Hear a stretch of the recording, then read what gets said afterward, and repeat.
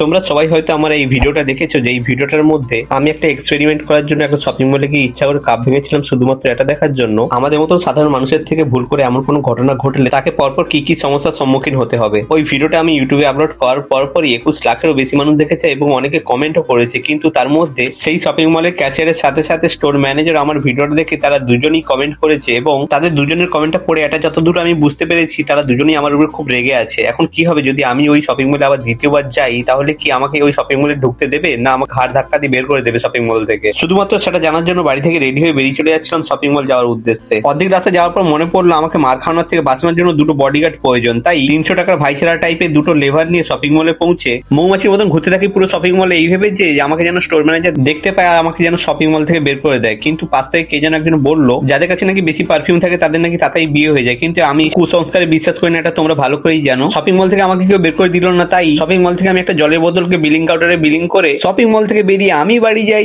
তোমরা চ্যানেলটাকে সাবস্ক্রাইব করো। বাই।